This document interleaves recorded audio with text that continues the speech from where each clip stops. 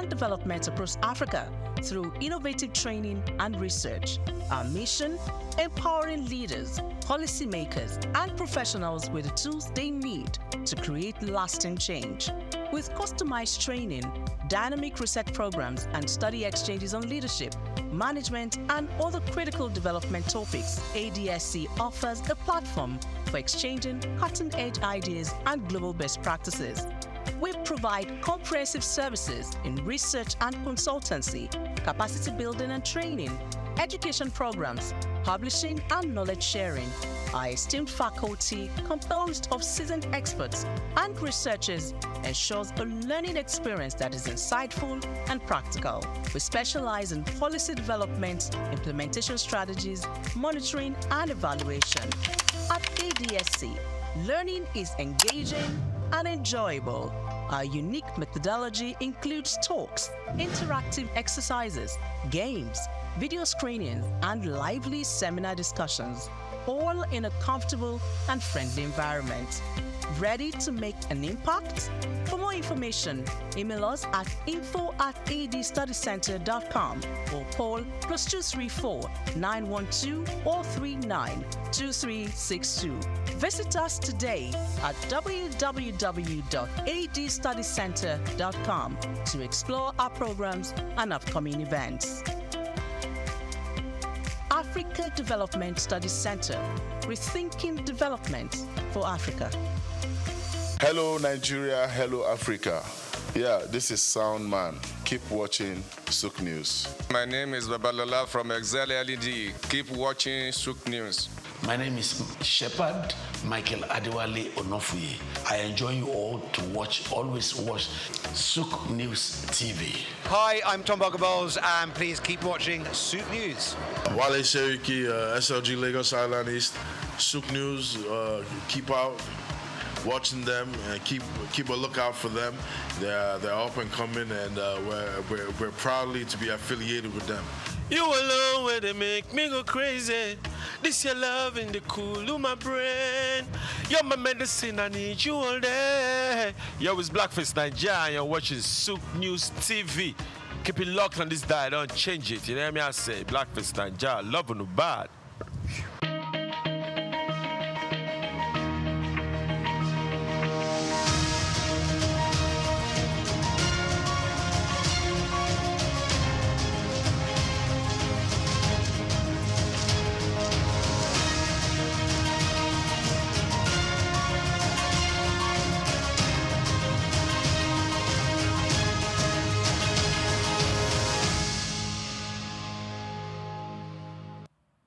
Migration is an integral part of human existence, and when we move, things happen. A very good morning to you, and I am Grace Komalafe, welcoming you to Across Borders, where we talk topical issues that impact us as a people. Today we're exploring one of the most powerful forces shaping Africa's future, and that is internal migration. Every day, millions of Africans move from rural to urban areas, across state lines, and within regional blocks, searching for safety, economic opportunity, and better living conditions. These movements are redefining Africa's cities, transforming rural communities, influencing labor markets, and creating new development debates. On this episode of Across Borders, we will examine Africans and their need for movement, and what these movements mean for the continent, economically, socially, and strategically. To have this conversation, we are joined by Leila Mutajagera, a Pan-African investment connector based in Uganda. She is the CEO of Muta Investment Firm, where she links investors to opportunities across Africa in critical sectors such as infrastructure, real estate, and mining. Leila also works with the Republic of Guinea, supporting their effort to attract global partnerships and advance strategic national interests. Known for her hands-on, practical approach, she has worked directly with government and private sector leaders to move major projects from concept to execution. Her continental experience gives her a unique lens on how internal mobility affects investment, development, and economic transformation across Africa. But at this moment, we're going to be taking a break, and when we return, the conversation will begin. Please stay with us.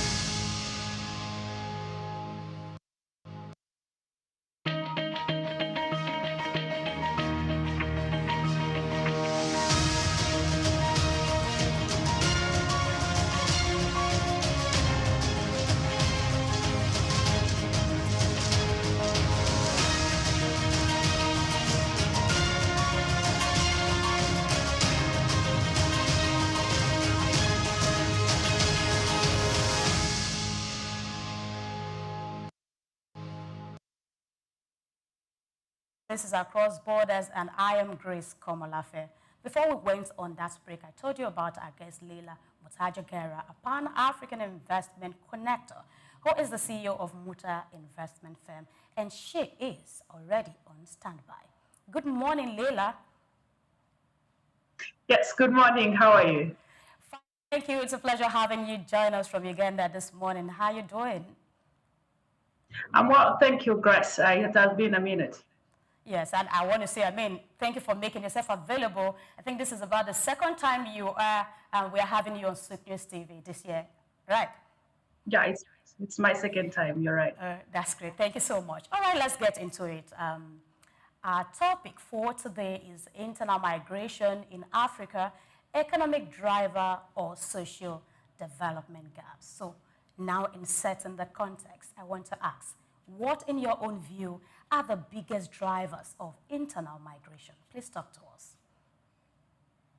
Yes, thank you so much for your question. The internal immigration is the biggest boost that is shaping Africa right now. It's not just numbers, but it's also about the people, but also what is helping those people in long term. When you look at it, it's not just immigration. It's that the people moving to the cities, the people moving to other African countries. And the reason why they're doing it is because they are looking for better opportunities, they are looking for jobs, they are looking for better schools for their children. Most importantly, also, they are looking to create more opportunities for others, either investors or investing in some opportunities or creating businesses. So this is a very interesting topic to talk about because it's shaping and also one of the place that right now it's forcing the economy to go up every day for African people, but also as an African. All right, thank you very much. I want to ask again, how do economic and climate pressures intersect to push people from rural area into city? Do you get that? I'll ask you again to repeat yourself, that your voice is very low on my side. Okay, I am asking, I said, how do economic and climate pressure intersect to push people from the rural areas into the city? You know, we have so many issues when it comes to climate change and all of that. How does it affect this movement? Yeah, it affects it in both sides, both positive way and negative way. When you look at positive way, yes, they are moving out to look for the opportunities. But when they reach the other side, where they are coming from, most of the time you find that we are losing a lot of youth in those areas where they are coming from. But on the other side, when we look at the positive way, it's forcing the economy to grow. You know, when people move, where they move, the market moves as well. The growth of the market, the infrastructure, the growth of the economy, but also we should not forget that where they're coming from, there's also now the loss of their people, and especially when it comes to agribusiness and agriculture. We are also losing a lot of youth because everyone wants now to come to urban center.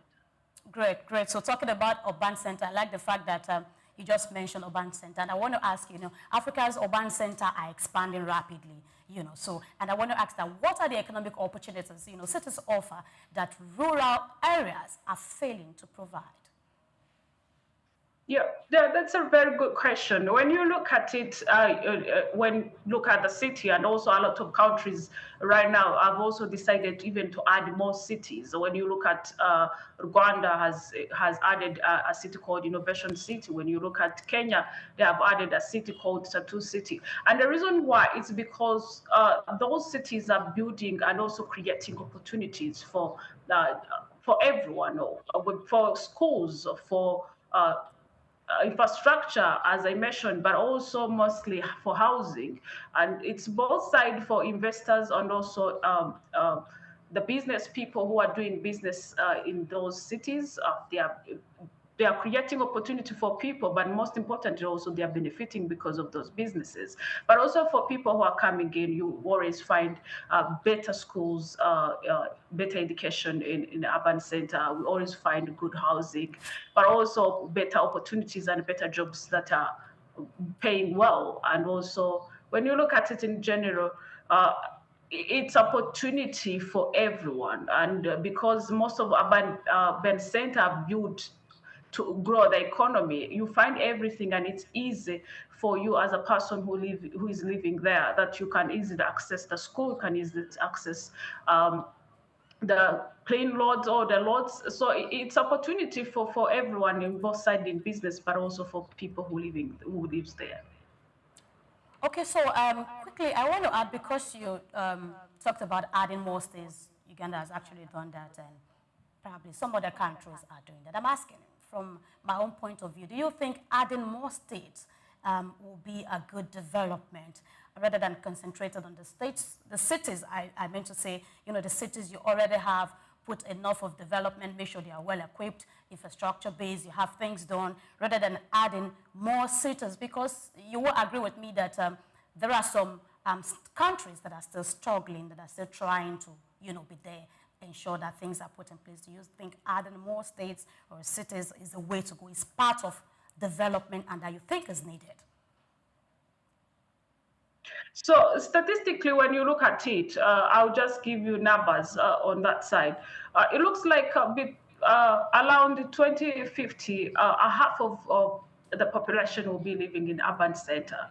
What does it mean? It means also from 5 to 7% of the population growth is increasing every year or in the city. And the reason why I think also the countries are saying that let's add more cities, it's more of the planning way and the secure way to say let's create more opportunities, the opportunities for investors, the opportunities for entrepreneurs, most importantly, the opportunities for people who are looking for jobs. Of course, there are many people who are benefiting from that. That's people who are building businesses there. There are people who are creating hospitals. And so it's more of creating more opportunities for the countries. And also, yes, you are right. Is it a good thing or it's a bad thing? And my answer will be, it depends on how it's going to be planned, because this is not only just private sector, this is also government coming in to increase both sides. Because if we leave the other side, the rural area, you'll find also we're going to have challenges, because we have seen that a lot of rural areas are feeding us. Those are the places that are feeding the city right now. So it's also something that needs to be managed by with strategy, but also by thinking twice, saying that, okay, what are we going to do? Because there's also other ways you can create opportunities in rural areas where people can benefit from that and can also build the people around it. So it's something that needs to be strategic. Yeah, I think I like that part, you pointing out strategy. Strategy is very important in anything at all you want to do. So I'm going to ask this, it's a related question. So I want to say that from a development perspective, what major gaps are emerging because rural youths are actually living in large numbers? They are living in large numbers. Did you get that? Yeah, I beg you pardon to repeat that, please. So I said from development perspective, what major gaps are emerging? What are those major gaps that are emerging? Because as it is, youths are actually living in large numbers. Yeah, as I mentioned, mostly when you look at the opportunities, you find that, of course, either the government is focusing on the cities. When we look at the opportunities, there are some of the major things that have to be created first. The infrastructure, the electricity, those are the things we call minor, but they are not minor when you look at it.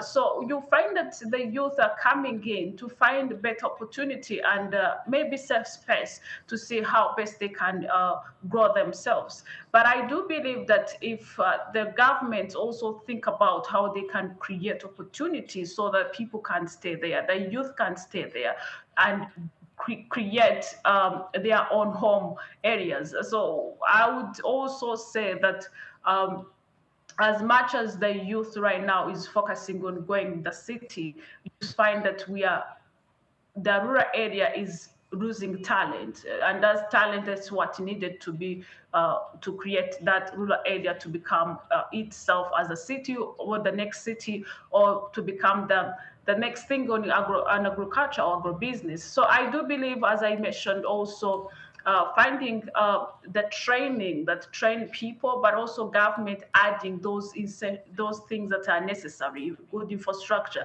the access of electricity, access of water, so that can give a safe space for the young generation to say, you know what, maybe I can create new opportunity here. Maybe I can add value on this area. Maybe it's coffee. Maybe I can create a next factory tomorrow. So it's also something that the government needs to think about and say, how best can we create opportunity for everyone around the country instead of focusing it in the cities like Abuja, Lagos, or Kampala and Kigali.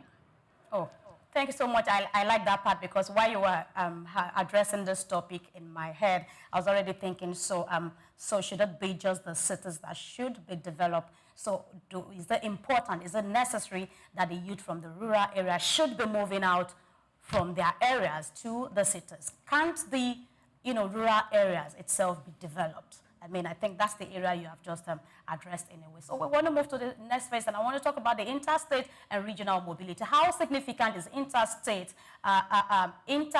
trade, employment affecting, the people? Yeah, no, that's a real good question, because you see, in life, this is what we are supposed to do. We are supposed to either to go to school, get a degree, then look for a job. Others are supposed to study, then create a business and hire people. So for those, everything that I'm talking about, you find that the problem that is here right now is that we have a lot of young population that have finished to study. They have the degrees that the system has asked them to get, but they don't have a job. So which gives them a pressure to say, how best can I live? So you find a lot of people, actually, they are moving. 50% of the people who move in rural area, they move because they are looking for safe space, but also they are looking for a better opportunity for work. And I think, in my perspective, I do believe investors, this is the time for investors and businesses to start thinking about how best they can create solution for this problem, because the more talent we lose from rural area, the more those places are going to leave behind. Let's be honest, the whole country can live in one city. We have to find a way to create more opportunities in rural areas, where we provide training, where we create more opportunities. I do believe we can also think about putting the industrial areas in rural areas, so that the people who are in those areas, they can get opportunities. And also the scale of the businesses that we can create. There are many businesses that we can create that can be offered from those areas, where they not necessarily have to be in the city. Okay, thank you very much. So I don't know if this is applicable in Uganda. I don't know if it's the same experience, but I mean, you get to some rural areas here in Nigeria, some. I know that we have moved away from that phase. There's a bit of progress, if you ask me. I want to talk about internet connection. So I want to bring in technology in this space now. So we'll see that the cities are well connected. They have what it takes, internet, the speed is high. But when you move to some certain rural areas, you see that it is not the same. You struggle with all of this. I mean, do you think, I mean, it's part of the development we are talking about, but to what extent do you think importance should be attached to this? Because you could be in the rural area and you are connecting, which is already happening, you're connecting all over the world, but we are talking about having almost the same pace, be at the same level. What is your position when it comes to this? So I do believe also that's one of the points that a lot of investors are missing out. But also in my perspective, I will say that it's because of lack of competition. We will find that the people who are more of internet side are few, one or two. In East Africa, I do believe that we have Airtel and MTN.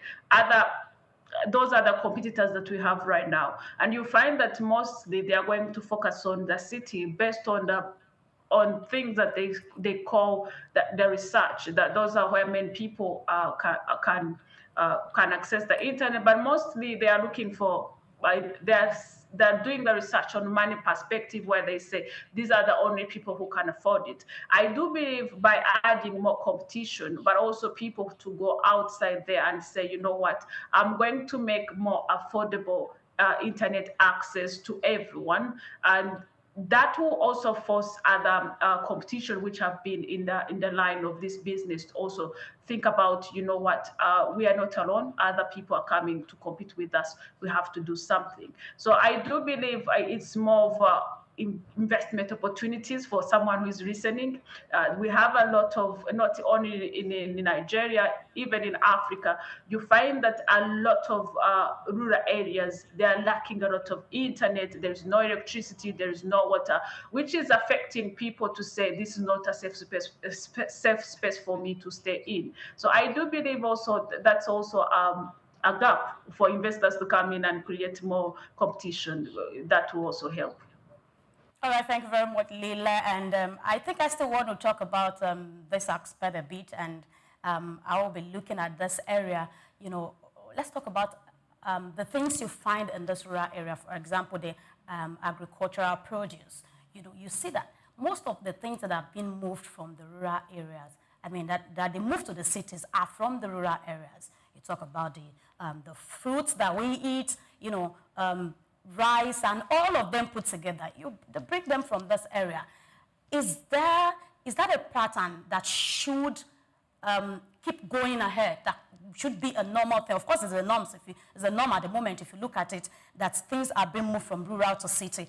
Is it not possible that development comes to that rural areas? While you do those things, they become a major business. Not that you now move them from rural to the cities, and the main business are not happening in the cities. And that's where you see the big money. You know, something you buy for perhaps 10 naira for one. Of course, you're going to buy in bulk. You are buying like 10 naira for one in the rural area. When it gets to the city, you are probably selling for 100 naira per one.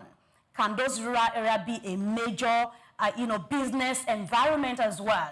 Can they be pushed together? I mean, I'm just speaking out loud. Maybe I'm just speaking my thoughts. I don't know if it's a question, but I think you have something to say. If you have something to say to this, can you please chip it in before we move to the next question? Yeah. Okay, thank you so much. That's a good question also, because when you look at it, that's a market chain, but you find that people who are doing the big job are the one who are paid less. And let's be honest, we find that someone who is buying a pack of coffee at maybe $10, you find it from the village at around $2. And that person, they have added their power, they have made losses, but those things are not accounted because of the market chain.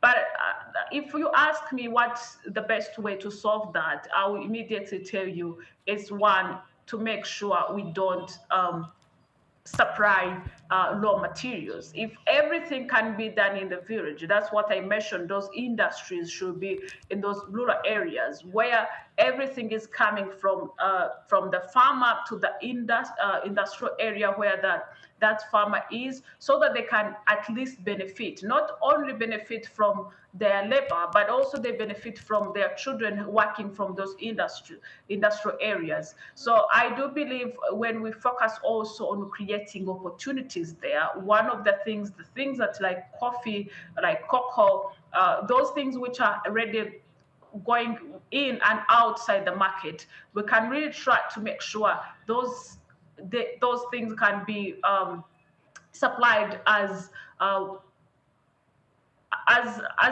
it's done, it's packaged, it has come from the industrial, it's well packaged, and it is taken to the city or outside the country as a package. So there the people are going to benefit from it. But when you talk about bringing things from the rural area and you're bringing them in the city, there's transportation that has been added there, there is a lot that has been covered, so the money is going to increase, and you'll find that the people who are suffering from that are people who are doing a lot of job down there, and there's no way they can negotiate, because the market chain also has to make sure everyone is benefiting. But let's ask ourselves, who are benefiting more? Are that the people who are working so hard to make sure they give us the product, or the people who are doing the final product? So we need also to question that and make sure we create opportunity on the ground where we find everything there. If you are going to the rural area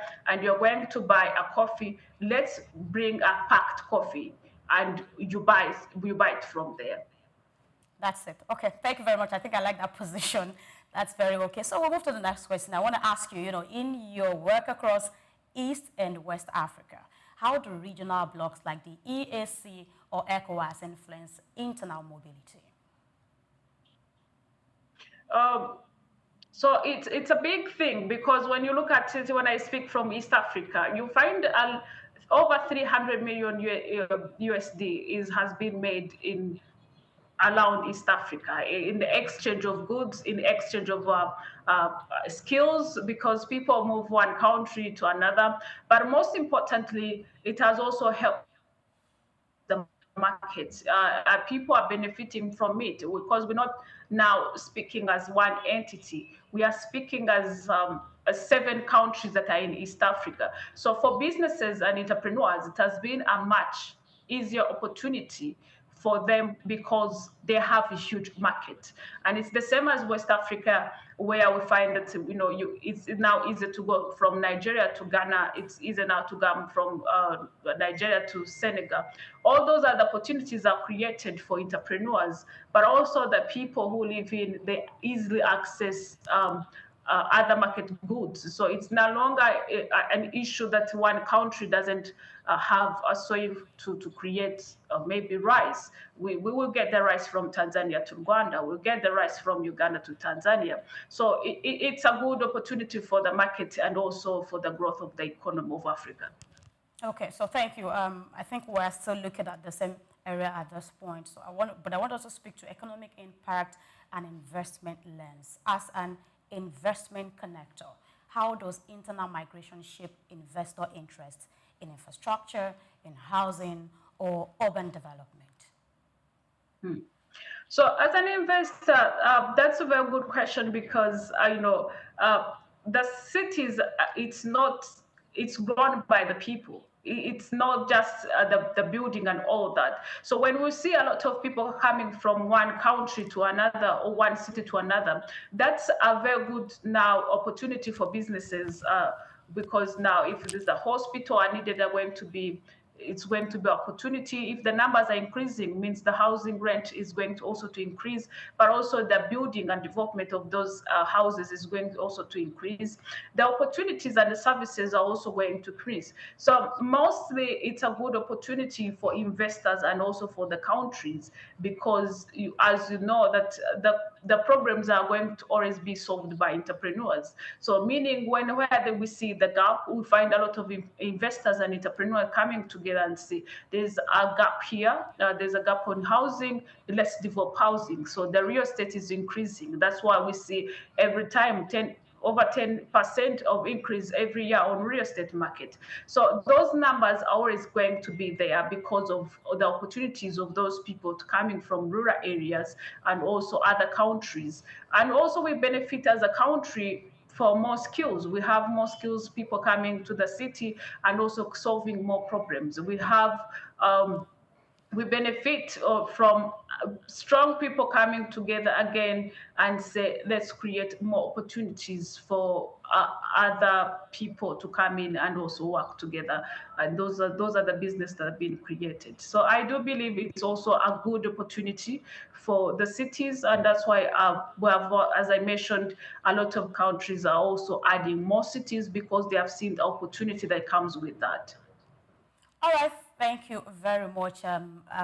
We'll be taking a break now, but when we come back, I want to do some follow-up questions, more like talking about the border, and neighboring unity. I mean, the way business have been transacted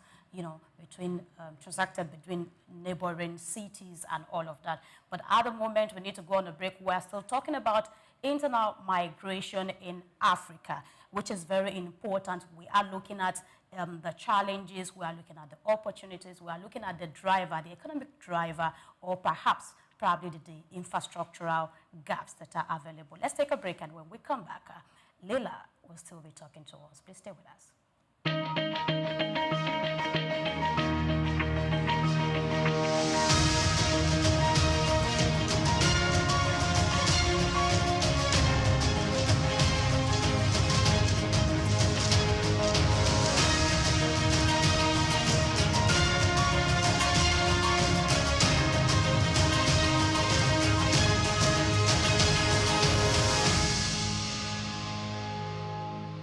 Movement defines Africa. Every sunrise begins with footsteps, millions shifting from rural parks to city streets, from state to state, and across regional corridors in search of opportunity, safety, and dignity. This journey fuels markets, reshapes cities, and tests the strength for national and regional policies. They reveal where hope rises and where systems fall short. Today, we examine one of the most powerful forces shaping the continent's future: internal migration. From the rural community to major cities like Lagos, Accra, and Nairobi, people move in search of stability, income, and better life.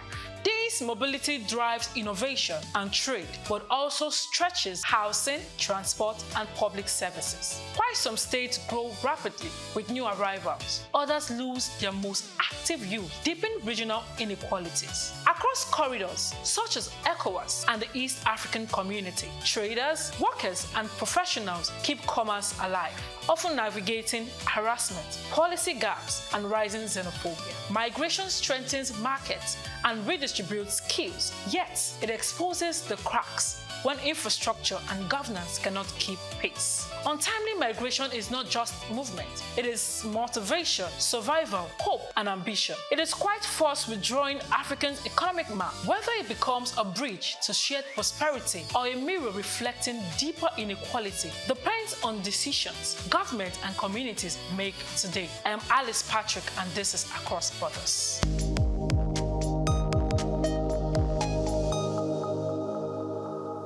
Hello, Nigeria. Hello, Africa. Yeah, this is Sound Man. Keep watching SOUQ News. My name is Babalola from Excel LED. Keep watching SOUQ News. My name is Shepherd Michael Adewale Onofuye. I enjoy you all to always watch SOUQ News TV. Hi, I'm Tom Bogaballs, and please keep watching SOUQ News. Wale Seriki, SLG Lagos Island East, SOUQ News. Keep out watching them and keep a lookout for them. They're up and coming, and we're proudly to be affiliated with them. You alone where they make me go crazy. This your love in the cool of my brain. You're my medicine, I need you all day. Yo, it's Blackface Nigeria, and you're watching SOUQ News TV. Keep it locked on this dial, don't change it. You know what I say? Blackface Nigeria, love no bad. When we talk about South Sudan, Africa's youngest nation, having gained independence in 2011, we often focus on its political journey or natural resources. But there's something else that holds deep generational value in South Sudanese lives, which is cows. In South Sudan, cows aren't just animals, they are everything. They are currency, they are status, they are identity. Among groups like the Dinka and Nuer, a man's wealth isn't measured in cash, it's counted in cows. Cows pay dowries, settle disputes, mark the birth of a child, and even the death of an elder. Boys grow up in cattle camps, learning not just to herd, but to lead. Songs are written about prize bulls. People name themselves after their cows. It's love, not ownership. And no, they don't eat them. Not casually. Cows are sacred.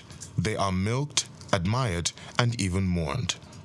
Only in rare ceremonies, funerals, farming, or great misfortune is a cow killed for food. To eat one is to part with a piece of your soul. I'm Moyosore Adibi for Just Africa, only on SOUQ News TV. Movement defines Africa. Every sunrise begins with footsteps, millions shifting from rural parks to city streets, from state to state, and across regional corridors in search of opportunity, safety, and dignity. This journey fuels markets, reshapes cities, and tests the strength for national and regional policies.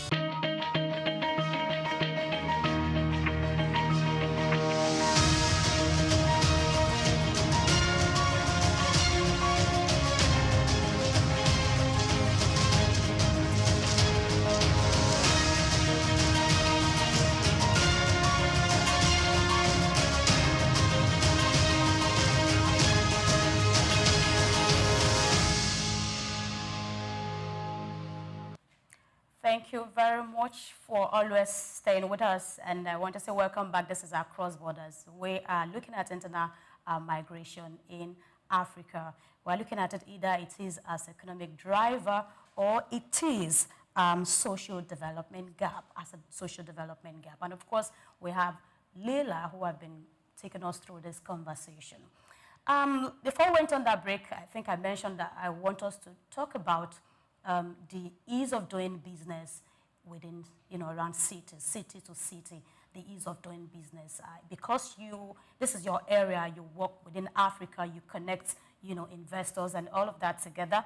Can you tell us how much would you say that it is very convenient, business is really flowing well within cities that you have experienced? Please talk to us. Oh, thank you so much. Some of the business are doing well because of when you look at the numbers of the people. So when you're creating a business, it's always about the people because we're creating businesses for the people. But when you look at it, we find that right now real estate is a booming sector, especially commercial real estate, because we need more working space. A lot of people are creating jobs, they are creating opportunities, so they will need a place where they can work.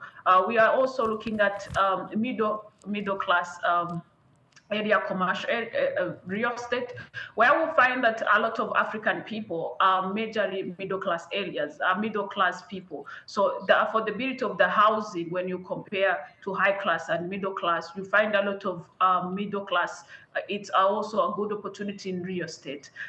Again, industrial. Africa is rich as itself. When it comes to natural resources, when it comes to our soil, we have a lot of opportunity there. So when you look at industrial area, it's growing so fast, as much as a lot of countries in Africa have said no to raw materials in supply chain, especially on our outside borders. So that is creating a lot of investment opportunity, but also opportunity on the ground. And when, of course, the other things that are going to come in inside out, where you find tomorrow one country, for example, like Uganda found oil recently, it's still been worked on. So that's also an opportunity, because right now Hoima is also another city because of that. So it also depends on what is trending, but most importantly, when it comes to the city, it's always about the people and the hospitals, the education, the schools. So it's based on the people, but I would say those five major things that are creating opportunity in the city area. Okay, thank you very much. So, while we are talking business, we are also talking the people that are involved, because it is the people that actually carry out these businesses. And there needs to be integration, there needs to be some sort of cultural acceptance, maybe yes, maybe no. So because you have moved around, you've moved around countries, you can tell if there is this acceptance, cultural integration, understanding your country, me understanding your country, or even as cities, there are things, there are differences. There are things you would see, you can identify that this person is from this city and this person is from this city. So maybe you just call them norms and just some cultural, exhibition. So would you say that agreement is there? Would you say that unity is there, that conformment is there, while the business itself is flowing? Yes, of course, I'll be honest as a human. Some of the challenges are going to always be there because let's also be honest, you find that within Africa, we are still fighting for small things. And also the mindset, also, I'll be honest with you, African mindset have changed. Sometimes I will go to one country to another and someone will not even recognize where I'm coming from. So which is a good thing because the mindset has changed. We have started seeing ourselves as one. And the more we see ourselves as a unit, the more outsiders will not come into inside to us. So of course there are some challenges worldwide where you find that there are small circle where they focus on the identity of someone. But when you look at it, I'm really happy. I'm really happy, honestly, to see where the level of the mindset of African people and also how they are thinking right now. Okay, that's great. It's good to know that we've made a lot of improvement. Of course, I know that every day things are changing, we are evolving, but it's good to know, again, for someone like you who moves from country to country, to know that the improvement is actually significant. So I want to ask you, do you see internal migration, this very key topic, do you see internal migration strengthening Africa's labor market, or it is widening inequalities between rural and urban region? I think it's actually related to what you have said, but away from that, can you speak to it? Now, what I would say is one, we need to make sure we do have a plan because some of the countries, as much as they are moving so fast, they don't have a plan and a strategy, which means people wake up in the morning and do whatever they want, which is a big problem right now, especially when it comes to real estate and also infrastructure. Someone just wake up and build whatever they want. But the question is, where is the vision of those cities? Where is the plan of those cities? What are we creating in 10 years, 20 years for the people? Because we make sure whatever we are doing it for the people. So it's all about the government and also the private sector to come together and say, you know what, this is the vision of this city and this is how it is going to be planned. But also we should not forget where the rural areas, because it's also important as much as the city are there, because the rural areas, I do believe they also other businesses, other women who can start young I would say small businesses there. There are other opportunities that can be created, industrials. There are many opportunities can be created where we find ourselves coming together as a chain, where we are helping each other than aparting each other, because we all need each other. We need the rural area for food. We need the city for the money. So both sides are needed. It's a plan that needs to be created by strategy and a system. Thank you very much. So planning and strategy, I think we've kept hammering on strategy, and that's to say that it's important. Strategy is important in any field, whatever you do. So now we want to look at this very question, and I think from here we'll be moving a bit to that gender aspect. I want to ask you, you agree with me? I mean, it's something that we know. People move for different reasons. It could be for housing reasons, probably bad water, healthcare, security, and a whole lot, or more knowledge, and that. However, I want to ask, what pressure do cities face when large population migrates suddenly? What are challenges do city or pressure do city face when large population migrates suddenly? What do you think? So I would say the challenges are always going to be there if we have not planned for the cities, as I said. But mostly the challenges that we're going to have is that we are going to find that everyone wants to come to the city, but the question is, what are they going to come to do?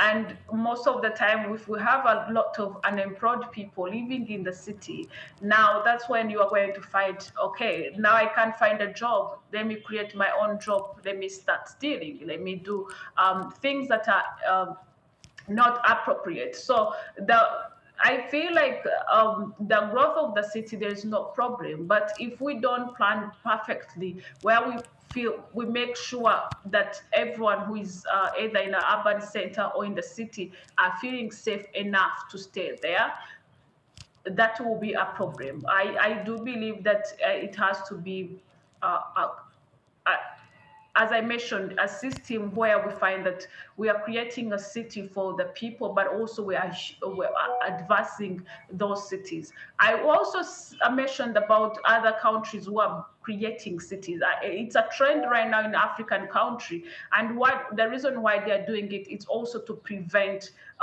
those issues where everyone needs to come in one city. So they also need of also creating other cities in even in urban areas. We can always create small cities in urban areas where even those people who are the neighbor of that small city can create opportunity, but also can benefit from there. So the challenges can be prevented if we are smart enough, but we need also to think twice on in every strategy that we are creating to make sure we don't create problems instead of creating solutions.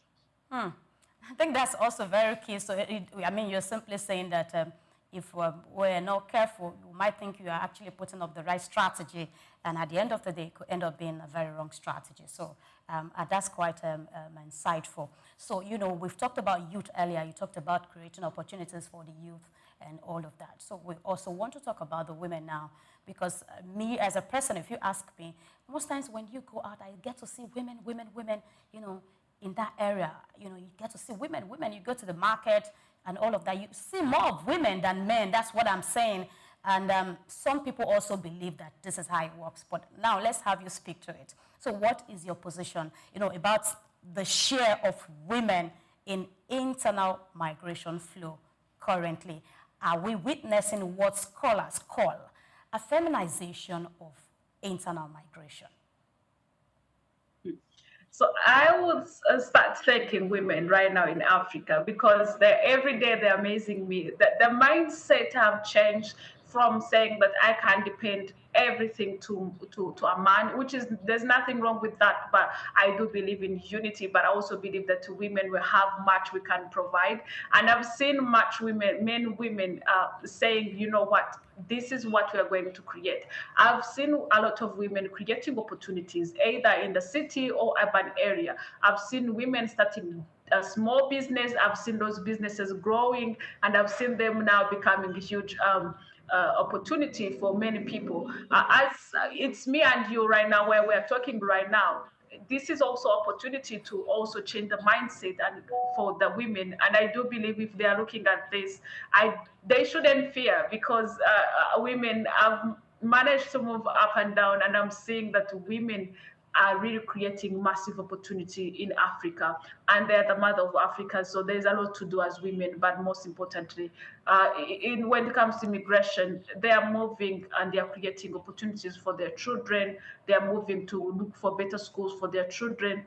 They are sacrificing a lot to make sure we live a happy and beautiful life as women, but also as a mother and as wives and as women. We have massive opportunity we need to create. We are creative as we are, but we need also to force ourselves to go out there and to create more opportunities for us. Okay, thank you very much. So Tuesday was the International Day of Eradication of Violence Against Women. And so I just want to bring this in a bit because it is still the week, So do you see this torso or kind of challenge in that space where you see probably the women being put aside or saying, oh no, because we are the men? I'm not putting words in your mouth now. I'm just asking in that space because you are there. Do they have the same opportunity? Women, men, everybody just do their thing?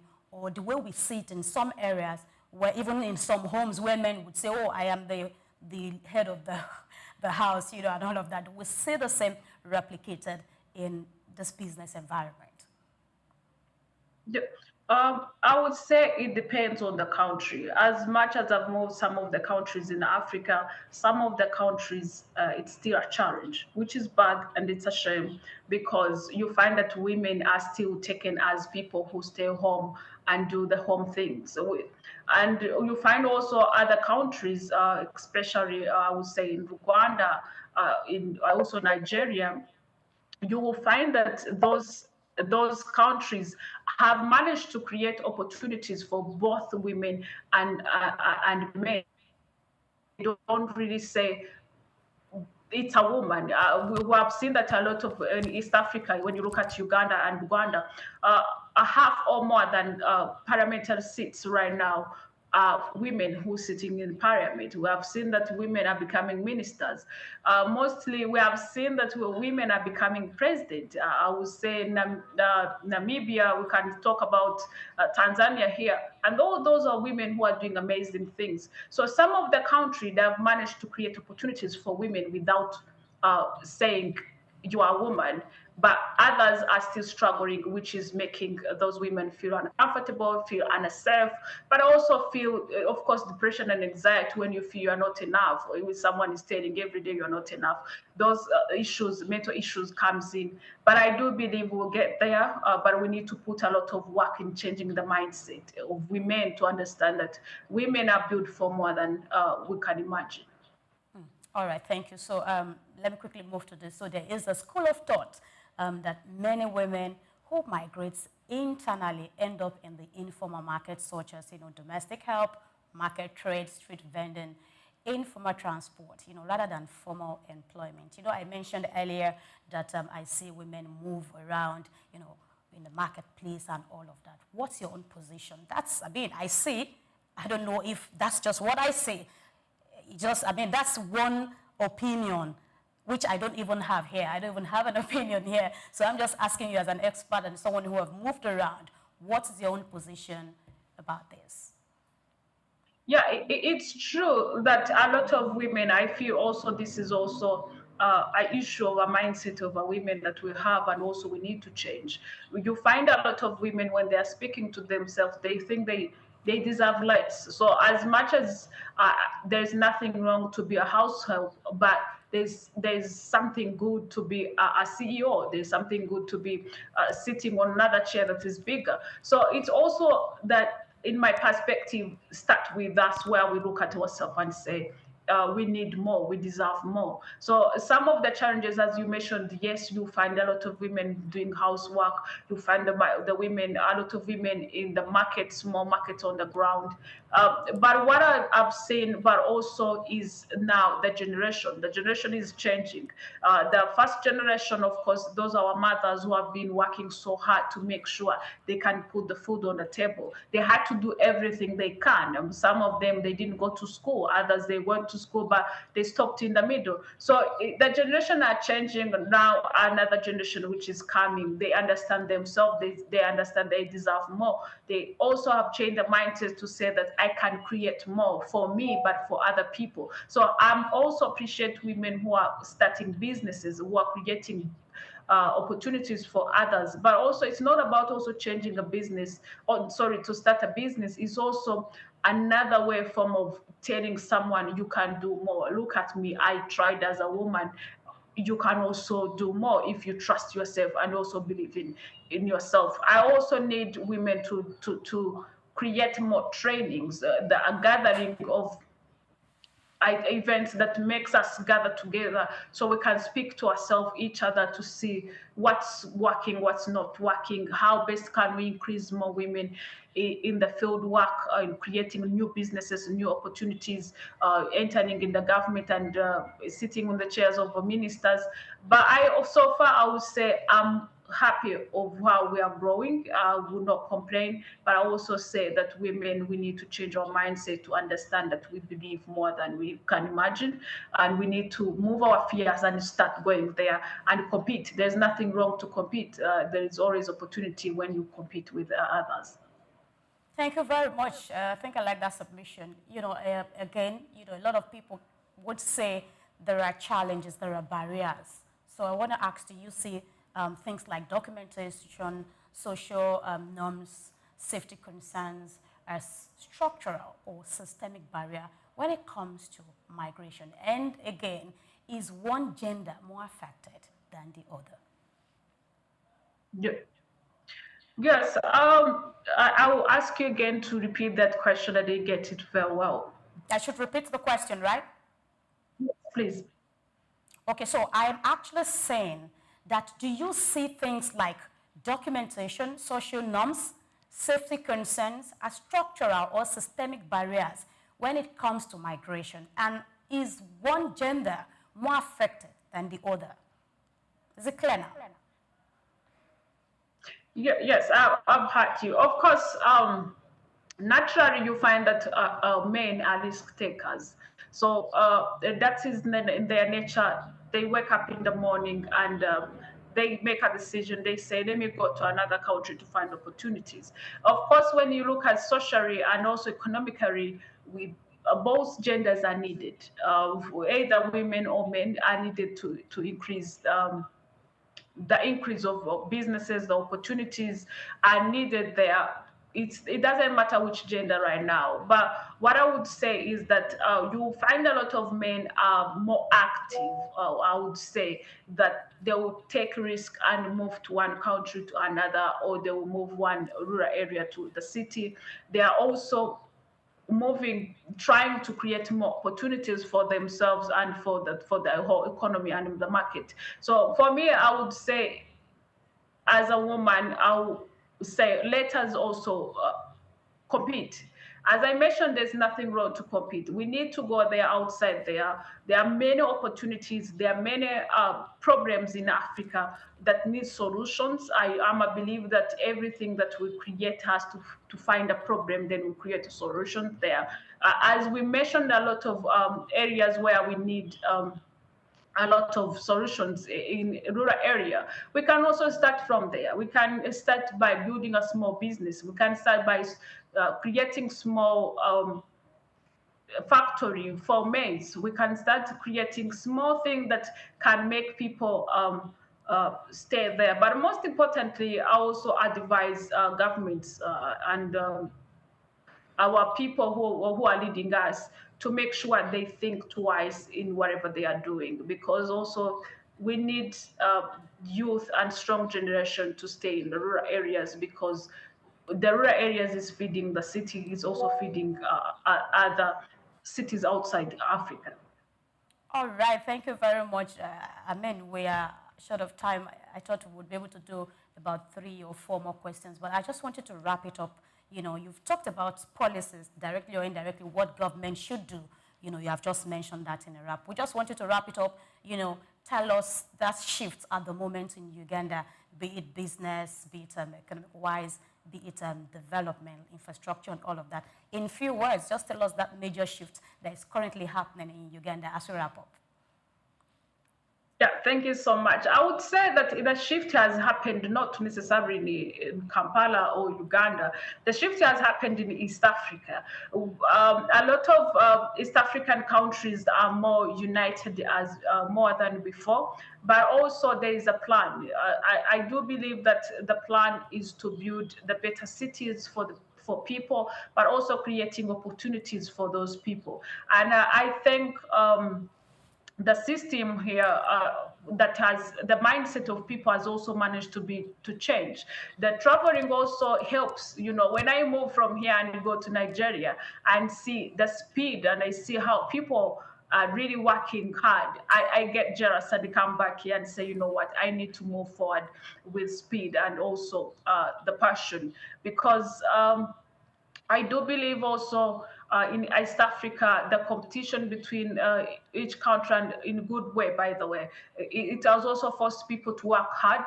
And infrastructure now, it's there. You find that they are trying their best to make sure they create the roads they are creating opportunities for the electricity, internet, all those things, when they come together, they create a safe space for someone to come in and say, let me stay in this city. So I do believe that everything where we are heading and the plan and the future of Africa and East Africa as more much I stay here, it's on right hand. It's on right hand, but I also believe that as much as we travel and we look at other cities, it's motivating us to understand what is missing there, what can I pick here and take it home.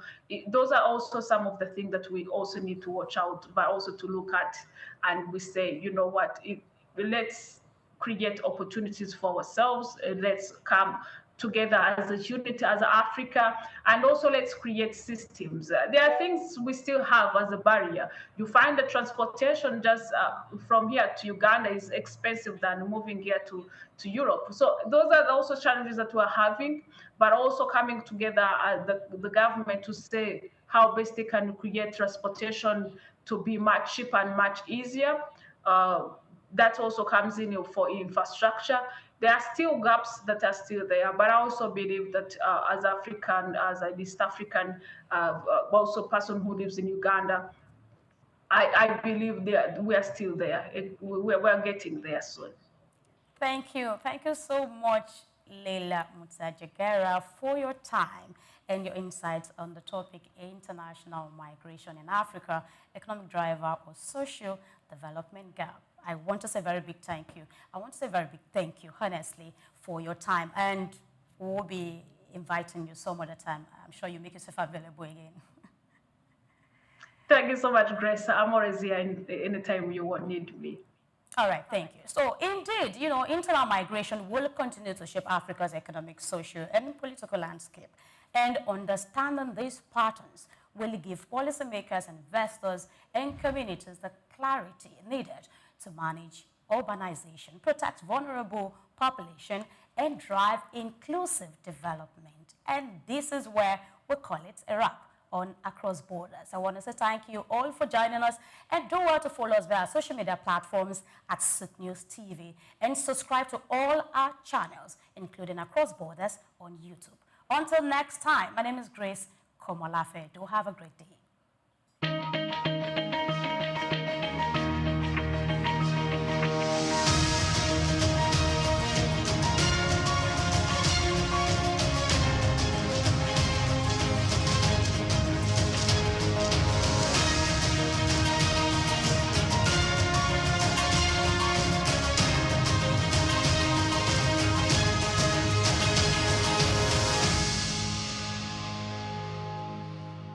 Got just what you need right here at Femi Wash Media. Call it the Midas Touch, and you wouldn't be wrong. Let us record, produce, mix, and master your audio like nobody does. Reach us on our contact today for the best quality job.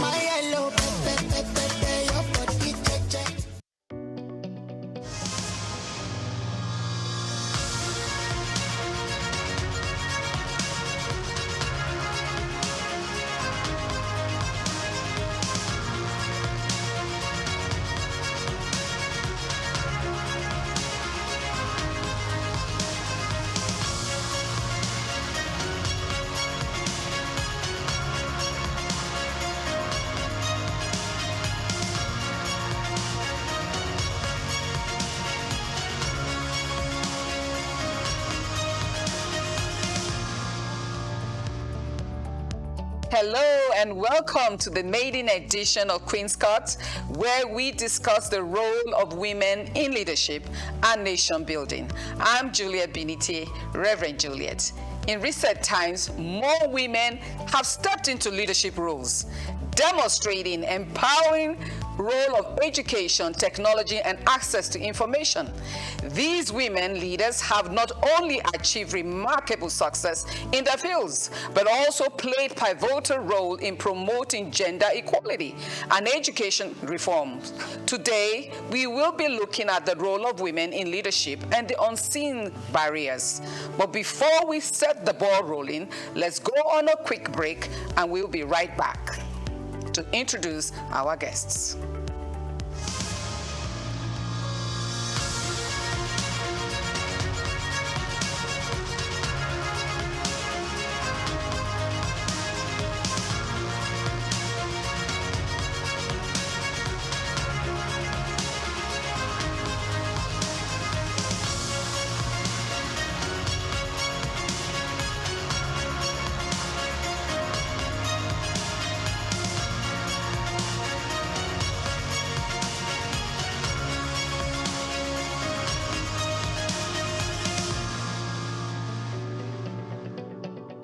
Welcome back. Women leaders already battling workplace stereotypes and seeking work-life balance found themselves shouldering more enormous responsibility in recent time. Hence, we will be looking at the role of women in leadership and the rising challenges.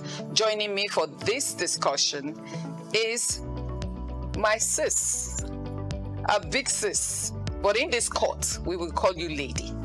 Lady Horochi Ogan, leadership consultant, and the CEO of O'Neill, a global management firm focused on leadership.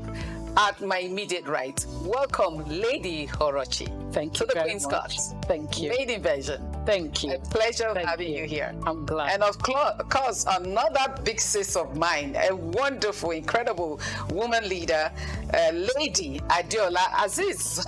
In this court, the Queen's Court. So get ready for that. A politician and a social entrepreneur, and of course, the founder of an NGO, Community Care Foundation, focused on empowering youth and women, and especially in agriculture, solving the hunger problem. And I just want to welcome you, sis, Lady Adeola. You're welcome to Queen's Court. Thank you very much for having me. We will be discussing these matters of women in leadership and the challenges. And today's discussion is going to be focused more on the ideological issues of these leadership issues, because women and leadership is almost as if it's not something to go together. When you say women, it doesn't count leadership. So we want to have that discussion, understanding that women have been leading in the past. We have seen great women leaders. We have seen Queen Amina of Zaria. We have seen Funmilayo Ransom Kuti in the West, and we have seen Margaret Ekpo in the East. So even in Nigeria, we have women who have led and showed tremendous leadership. But they're also very minimal leaders all over, abysmal women in leadership in different spheres of influence. The banking sector is beginning to show up with great women as CEO at the top of the echelon of the bank. But however, do we have enough women who are going to occupy that seat the moment they leave?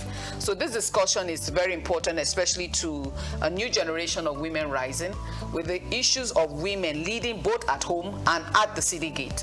That balance of things, we need to have that discussion. That's why it's important to have the discussion. I'm coming to you, Lady Adeola, and of course it's going to be the same, we'll dovetail to that same area of discussion on these rural women. Because of the issues of mindset, culture, educational background, and the 9 yards of the philosophy of understanding that women are also leaders, how do we navigate? Apart from education, training, let's say training, what is the intricate issues that you think is still limiting these women, even at the rural level? Let me give you an example. I was at a program where I needed to speak to some women. When they called me, I thought they were educated women, but I found out they were not, so I had to go into Pidgin English a little bit. But I realized that these women have such capacity and role to play in the society.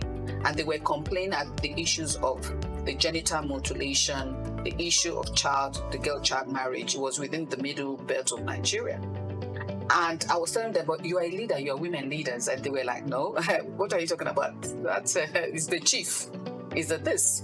So how are we going to go about especially the rural Africa, because we have over 20 million women entrepreneurs, SMEs, and it's fundamentally women producing, adding to the GDP per capita of Nigeria. Incredible when I saw that data.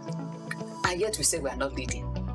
Can you speak to that? And Lady Horochi also will add to that comment, because it's at the center of this discourse in its ideological and philosophical level. Because before we talk about specializing in areas of leadership, do we really want the men to still tell us to lead, or can we just simply realize it? You see, when you're talking about what you just said at the rural level, right? We need to understand that, like I said, most of them are illiterate, and most of them are controlled and led by their chiefs, the ballers, their husbands, and all of that. I'll give you an example. During the local government election, we had to have a by-election in one of my wards. And there was a particular woman who was very active, widow, 6 children, she was under 23. And I said to her that, why don't you come and represent the ward, because we needed you to be there. And somebody asked. And she said, yes. So I said, okay, we will support her, we will fund her, and all of that. Do you know that by the next day or 2 days later, when we reached her, we couldn't get her on the phone? And I actually paid somebody to go and look for her. Did something happen? What had happened was that her uncle, her late husband's brother, the ballets, and said, how dare she put herself forward? Or she said she didn't put herself forward, that it was Honorable Adiola Aziz who asked her, because she saw the potential. She mobilized a lot for us. And she went into hiding. Can you imagine? Can you imagine that? So I now realize that what we need to do, we have to start the education from this male at that level who control these women. Excellent. During campaign, they're for you. They will do this, they'll support you, they say this is who we want. On the day of election, right, their husbands, the ballets, they would have given all of them. All of you, this is the direction you go. So when you have that kind of, I don't know what to call it, whether it's a directive, I don't want to use the word bullying or whatever, a directive from their husband, that's what it is. Whatever, to do this. So tell me, how do those women want to express themselves? By voting or deciding or taking choices or making decisions that they feel is right for them. It's not inclusive. So we need strong advocacy. We need strong advocacy, and we need to try and see how we can get the buy-in of these men who have a strong hold on their wives, their sisters, on these women, to say, look, this is your daughter. This is what will happen. And a woman at that level only cares for food on the table for the children and how the children will go to school. Once you can satisfy those two needs, right, a woman will thrive on her own. But when she doesn't have that independence of mind to make a decision by herself, hey, she's in bondage. Wow. She's in bondage, and that is at that local level. I saw it live and direct. So they do not have the capacity. They've got the competency. They do not have that capacity to take those decisions by themselves. You know, so it's limiting and it's patriarchy, it's stereotyping, and hey, why should you raise your head up to say you want to lead? Who's giving you permission? Excellent. But in comparatively to that, let me even draw it back to even at the international level, we only have about 23% to 25% of women at the global level. So if the rural woman, the issue of that control, is it the same as the woman at the elite level who has gone to school, at least did her high school, or suddenly she disappeared? I have had friends who were probably acting before, they get married and they just disappear off the screen. What is it? Is it just the limiting factor from the men, or the psychology of the women themselves, knowing that now that I'm married, maybe I'm not called to lead? Very interesting question. Very interesting question, because even before you asked it, I wanted to use a corporate example equivalent to the rural one that she did. Excellent. I attended an HR meet and greet meeting. It was a people-centered thing, and the head of HR of a multinational bank came to talk to us about barriers and women in the corporate world. She gave a practical example. She said, if there's a general management or CEO opportunity in Côte d'Ivoire, and you call a man and said, go and prepare, we're getting you ready, you're going to be the CEO in Côte d'Ivoire, the man will jump, thank, and if you call a woman, the woman will tell you, this is an exciting opportunity. Let me go home and discuss it with my husband. This is what is going on in the corporate world. I'm not talking about rural environment. So these barriers are real. Yeah. But in the same circumstances, we now had another CEO from a bank that told us about intentionality and planning. She said she went into banking career and she was intentional. from word go that she was going to be at the top and nobody was going to limit her. It's not about feminism or women, whatever.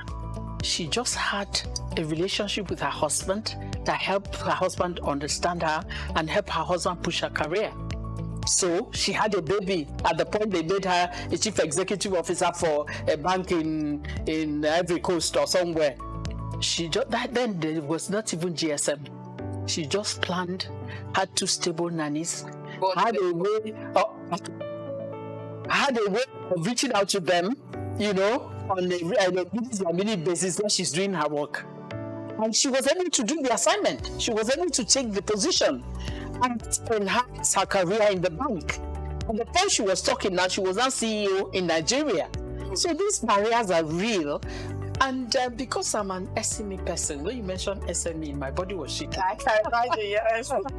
You see, so it's not an easy assignment, but if we're intentional, you need to reach out to them. It's a two-pronged approach. The first thing is that you need to sensitize the women. You need to get their buy-in. You need to let them understand the benefits for them. It's not for me. But you need to talk to them at their level. Speak vernacular. If you can't speak that vernacular, get somebody to interpret. Some of them do not. If they understand pidgin English, I'm very good at that. When I get to my village, I start racking in Igbo language. What is important to me is communication. Yeah. So you reach out to them at their level and try and sensitize them, create awareness. Let them there's a paradigm shift that needs to happen. Let them begin. You break down the growth mindset in a simple way that will help them understand. That's the first step. Second step is to work with this huge, I don't know what to call them, husbands, chiefs, cousins, uncles, the male factor, that is sitting over the female folk patriarchally, is to get them to understand. It's also a buy-in process. Have conversations with them, help them to understand. When you get into a rural environment, you get to the Bali. The Balis, I've seen people that were able to work and change an environment with the Oba. The Obas, recently, they're very literate. The Balis, even if they're not, they have understanding. If you get their buy-in, you just go out of your way, try and get their buy-in. Once you get their buy-in, it's easier to get the buy-in of all the other male figures in that environment. It is possible. I had listened to a senator that wanted to change something fundamentally from a history of influence, and it was genital mutilation. And she started, it was a Herculean task, but she was deliberate, it was planned. She started with the Oba of her village. Yes. She started with the Oba, continued having meetings until the Oba got the buy-in. Excellent. So when the Oba got the buy-in, she went to the youth. The youth got the buy-in and said any woman that is mutilated will not marry. Do you understand? So I'm giving this practical example to say that it's possible. Societies have changed. Yes, it's possible. If you go systematically, you will have a buy-in and there'll be a mindset change, there'll be a paradigm shift, and then you begin to make progress. By the time you're handling simultaneously the women, and the male figures that are barriers, these barriers are real. No, that's real. Why we need to They're real. be very deliberate about it. I want to add to that contribution, especially for the current generation of women that we have. One of the things that I have also found out is that if you know you have the desire to lead, for goodness sake, when you are dating your spouse or your husband to be, please discuss it. Because some men will not entertain it.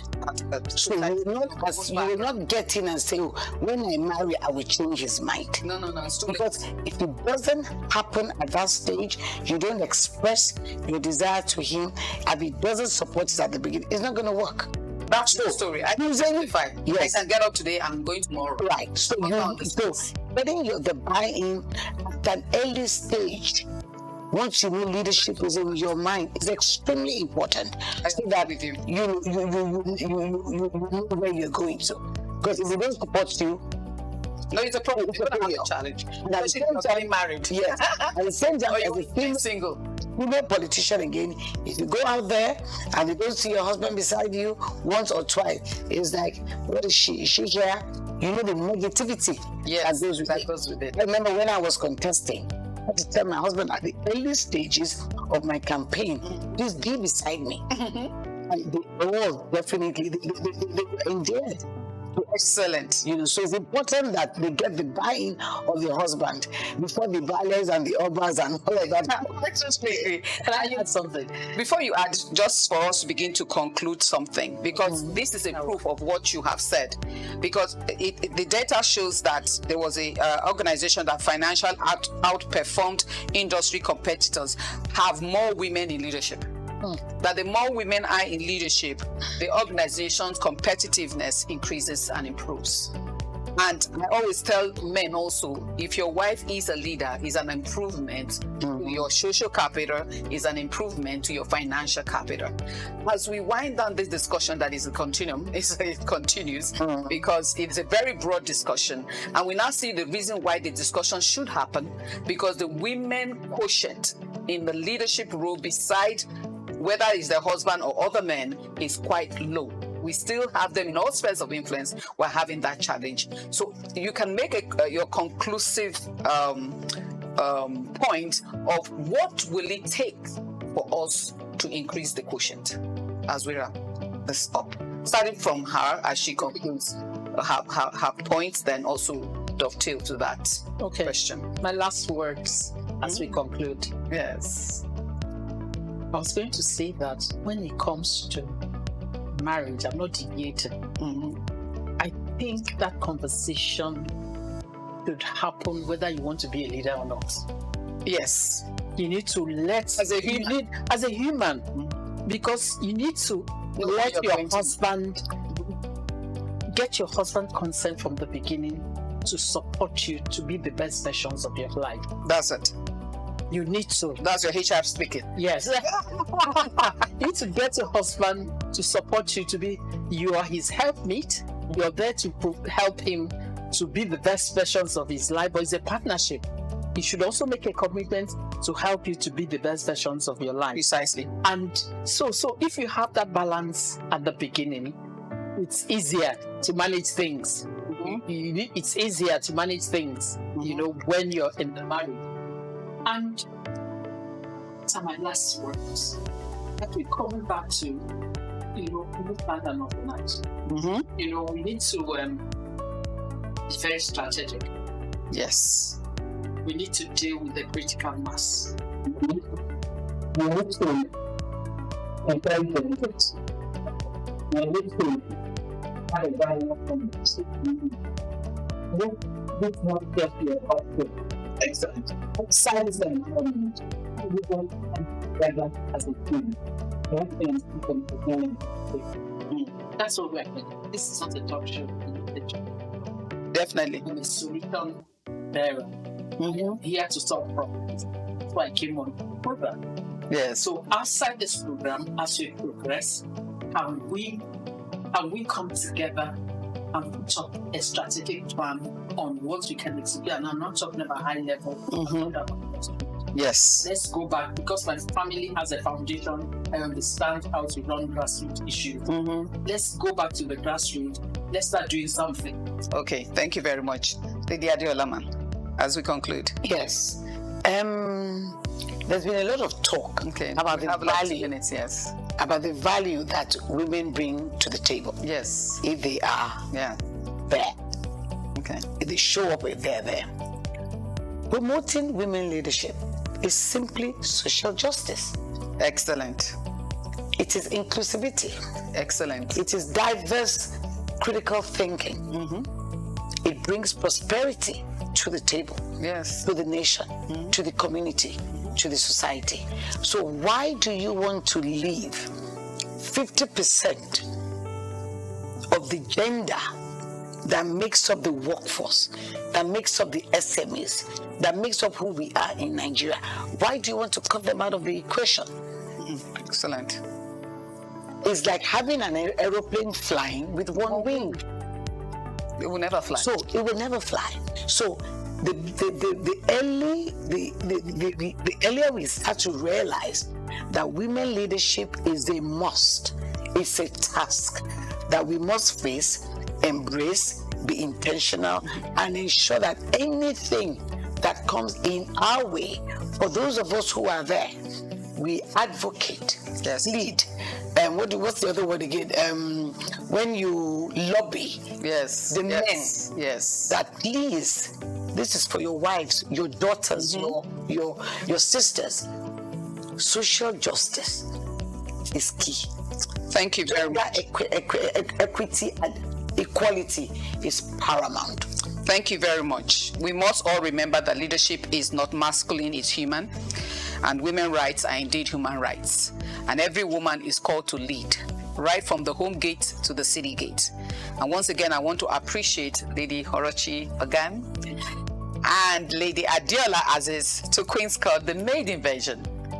Thank you. 2024. Thank you for being with us. And thank you for listening. God bless you, and bye for now.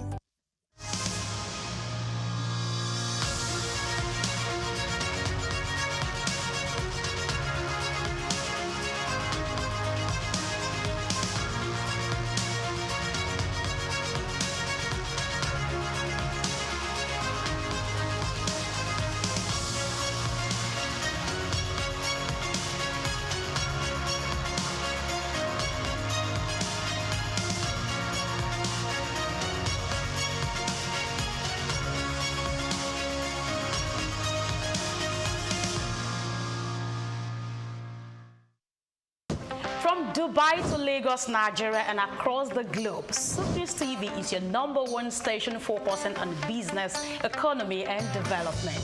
With global digital reach, we connect Africa's pulse to the world stage.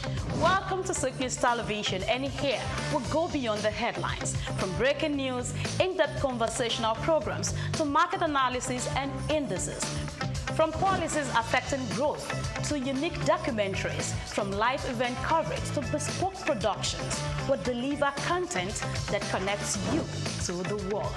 At SOUQ News Television, we provide news surrounding business, economy, and development, infomercials and jingles that stand out, short and long-form documentaries crafted to international standards, independent production spaces with full technical support, special coverage for individual and corporate events, a special form of documentaries through our prestige package, Immortals, where we tell your story the way you'd love it, and business support services tailored for small enterprises.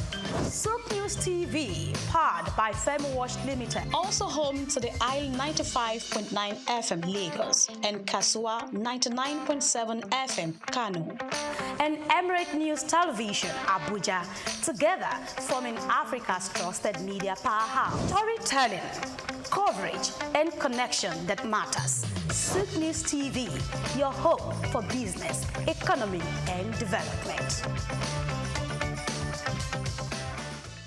The Eyo Festival, also known as the Adamu Orisha, is a traditional Yoruba festival unique to Lagos Island in Lagos State, the center of excellence. It is one of the most iconic cultural events in Lagos and serves as both a spiritual ceremony and a public spectacle. Eyo dates back to the 19th century, though original traditions suggest its origin may be older. It began as a rite of passage for the transition of a diseased Oba or High Chief in Lagos. In today's special report, Bayo Olaoye traces the antecedent and the genesis of this renowned cultural event. The first recorded Eyo festival was held in 1854 to commemorate the passing of Oba Akintoye. Over time, it also became a celebration for the installation of a new Oba or to honor prominent Lagosians.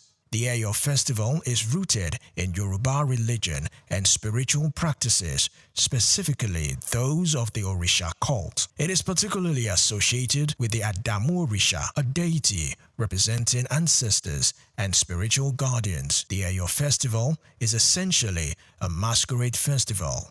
The masqueraders are called Eyo, and each represents a spirit of the ancestors. These Eyo figures are customized in flowing white robes with large hats and face coverings. They carry okpas, known as batons or staff, used to generally discipline those who break festival rules. The Eyo festival can also be described as a spiritual cleansing of the land and people and used to escort the soul of a deceased noble into the afterlife. It invokes blessings and peace for the community, purges the city of evil spirit and misfortunes. The festival is organized by 5 major Eyo groups or Igas, also known as palaces, each with its own color and significance. Eyo Adimu, black, is housed in Iga Adimu. Eyo Laba, which is recognized by its red color, has Iga Idungoron as its palace, while Eyo Oniko, renowned for its yellow color, stays at Iga Oniko. Iga Ologede, with its green color, will reside at Iga Ologede, and Eyo Agere, with its purple color, stays at Iga Agere. The main day of the festival is called Oye Day, which falls on Saturday. Prior to this, there are several rituals leading to the Akoko